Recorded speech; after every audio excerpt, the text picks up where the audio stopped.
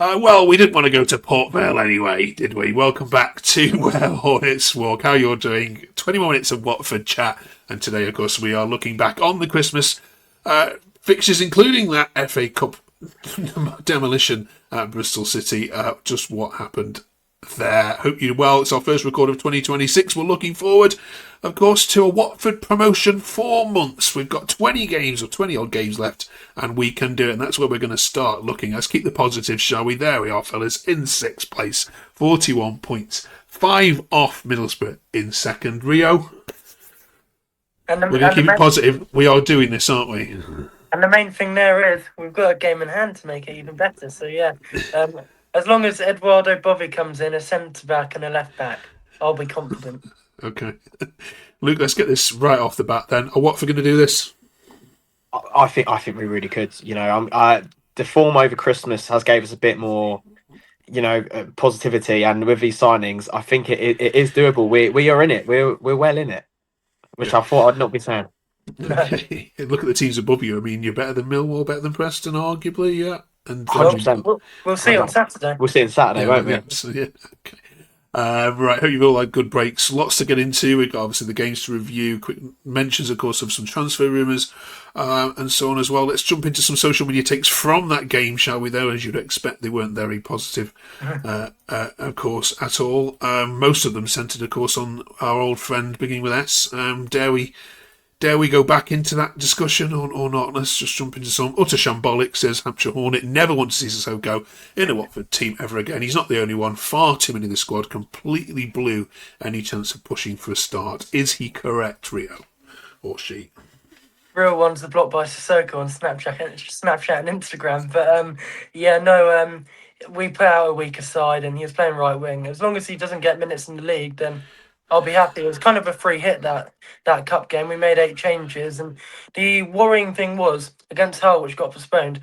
Javi did start Sissoko, but before then he was only getting 5 to 10 minutes, which it could be worse. But yeah, as long as he doesn't start and we get Irankunda, Chatbadazzi, Vatta's now back in training. If we get those ahead of him, I'll be all right with it. But yeah, he needs to retire. Yeah, is that the last we should see of him, Luke, in a Watford shirt? I don't think it'll be the last. I think we'll still see him getting some minutes off the bench. But if we do get this new midfielder signing, and Javi seems to be sticking with the same 11 each league game currently, with no obviously fixture sort of backlog at the moment, we probably won't see him starting for sure unless there's injuries. And I think us as Wat fans are very pleased by that. I think it's okay if he comes off a bench and does a shift for like 20 minutes, but there's no way near that he should be the quality of starting for this side, especially if we're now looking to push for automatics. We see every time Soko does play, we seem to not get a result. So I think it is his sort of time up, and I hope he understands that, to be fair, and just get someone there as a squad player. Okay, a couple more from that game then. Jake says, embarrassing and pathetic. We want you to cut run, but starting James Morris and Musa Sissoko will get you absolutely nowhere. Kevin, Patrice Baxter, well, everyone apart from Greaves and Irankunda, who I thought were good. We urgently need a left-footed centre-back. Yeah. I mean, are we even that bothered, Luke, about that result? I know it's 5. It was probably the heavy defeat you could have done without, but are you even that bothered about going out the cup? No, I'm not bothered about going out of the cup at all. The only thing I'm concerned about was the defeat. I think if it was like a 2-0 or a 3-1, I would have been not that bothered. I think just on confidence, we have just conceded 5 goals. No matter who was playing, it does knock the confidence down of a team where we've had so much momentum going into the game. I did actually fancy ourselves, even with the side that we put out against Bristol City. But I'm happy to get out of the cup because we need to focus on the league. We know we probably are not going to get too much of a cup run going anyway. Well, we might have if we actually had Port Vale away potentially. But I'd rather just get it out of the way and let's just move on to the league because that's what we need to focus on. And top 6 is a bare minimum now for us. Okay. Right. Let's jump into then the fixtures then we've got coming up in January, and then we'll also talk about, of course, the ins and the outs which you're expected to see over the next coming months then. So as with Millwall then this Saturday, obviously a reverse fixture was on Monday night where they won 1-0, so you're hoping to revenge that. Then Pompey, of course, who are completely out of sorts at the moment, on the Wednesday night, then the away trip to Blackburn, and then Swansea at home. I look at these fixtures, Rio, and correct me if I'm wrong here, but I think this is where you can really turn the screw a little bit. All 4 of these are winnable. Yeah, I'm looking at 10 points personally. The Millwall game on Saturday, we have a terrible record against them.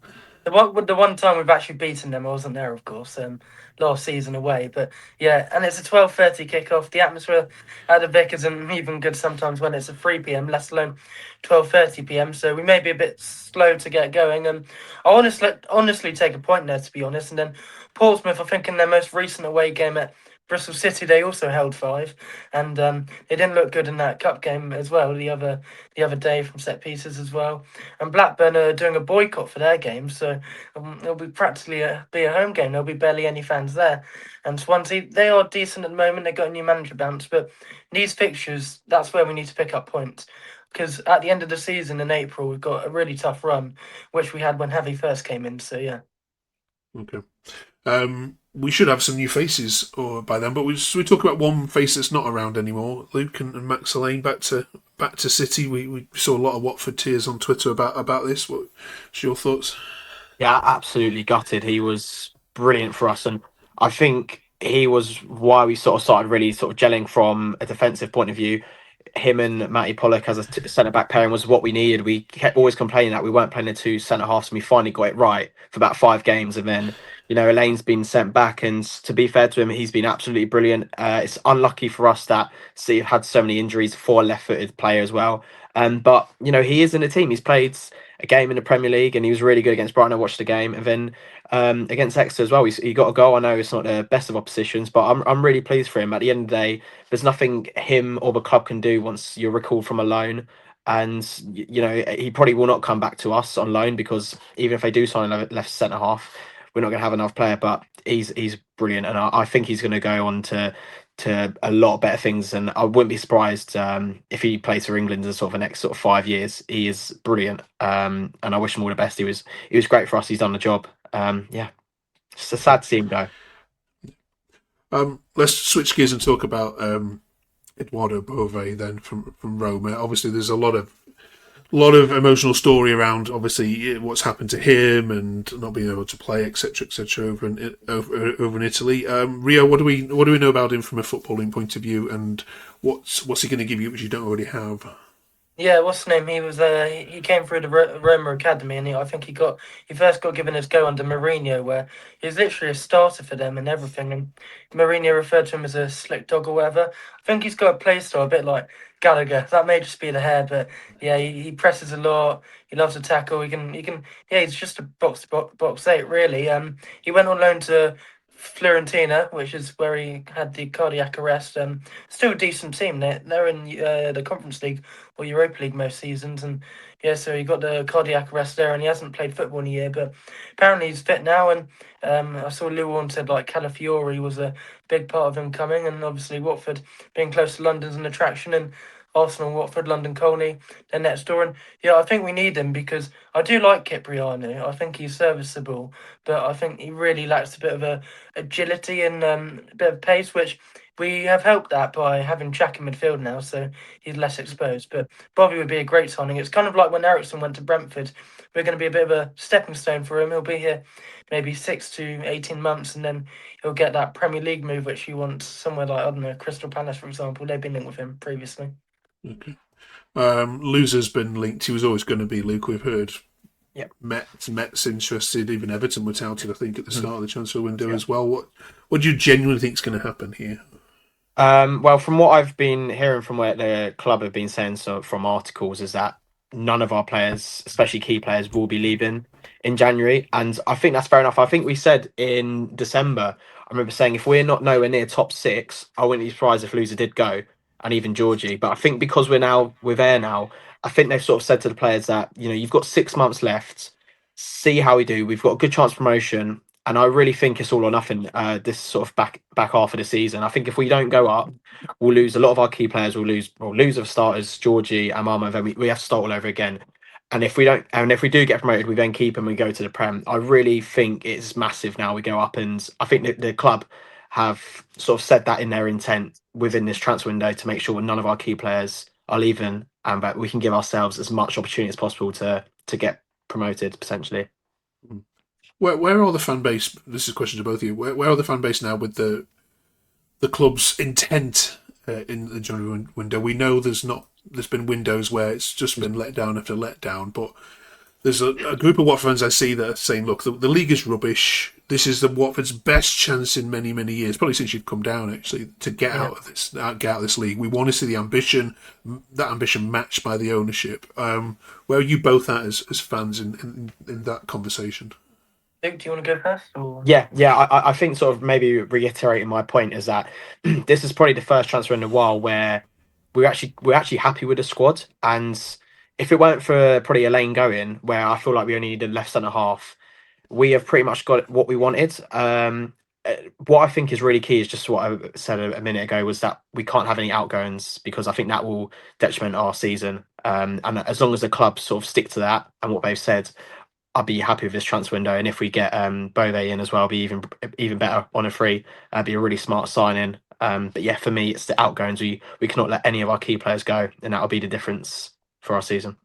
Yeah, I think this January window is pretty crucial because we don't often do much in January. I'm not expecting us to do much still, but I think we really need a backup left back because Bowler's literally playing every minute.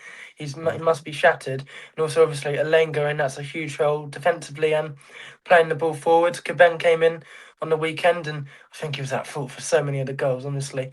And Javi kind of put out a bit of a statement to the board that he didn't use Foremost Mendy even in the cup, so shows he's not trusted. But yeah, the summer window I thought was really, really good. And obviously we had Petsolano, which didn't go to plan. We can't have it all perfect, but Javi back, we've lost 1 in 13 or 14. We're doing very well. So yeah, I think this January window, and also the fact we kept all our key players last summer, which we often cash in on them. So I just hope we go up and then they maybe sell the club. But yeah, happy days so far. Okay. Any other odd rumours that you've both heard? What the the in the know accounts are all running with stories. What's the maddest one you've heard, or what's the one you've made you chuckle, or the one you think might actually be pulled off? Well, I saw one earlier. It was one of like sort of a usual sort of in the nose, and it was that the Bove deal is potentially not going to happen because of how long it's going on for. Which I don't know if that's just maybe being said to just get some views, or any concerns, because Fabrizio tweeted about it's probably got another more interest from clubs now thinking, oh, we can get him on a free, which has got me concerned because I thought this would have been wrapped up really by today, to be honest, because I think they announced it was Friday, and I thought we'd at least get an announcement today. So I'm getting a bit nervous. I don't know if that tweet has made me feel a little bit like that. But that's the sort of only thing that I've heard in terms of rumours. I've had no hearings of anything going dodgy within the club as well, in terms of like any arguments within players, which I have heard a few times before, but looking all good. Okay. Yeah, no, I saw a rumour about Harry and Mass. We're after him apparently, but I can't really see that happening because he's getting so much game time at Sheffield Wednesday, playing all their games. And if I'm Man United, why would you recall him from Sheffield Wednesday, then be a backup at Watford? It just doesn't really make any sense for his development. And yeah, so yeah, that's the rumour I've heard. Okay. Quick word on the whole postponement, of course, as well. Just there's many. Was it 900 Watford fans had travelled? Only to be called off with 20 minutes to go. Just your thoughts on that? It's really dodgy. I mean, I was probably one of the sort of lucky ones, if you like, that didn't go. But I think it's shocking that they can call off a game that close, when especially you've got fans who not even travelling but paying a lot of money. I've heard that people were paying up to like £100 for the whole day, which is ridiculous for a game to be postponed at that sort of time. And then we did hear stuff about from Hull that the referee did sort of clear the game at 12:30, so to be on, and all the club from Hull side just has to do was clear the technical area and the areas around the pitch, which is more than doable. I think it was more from a tactical aspect that they had a lot of injuries.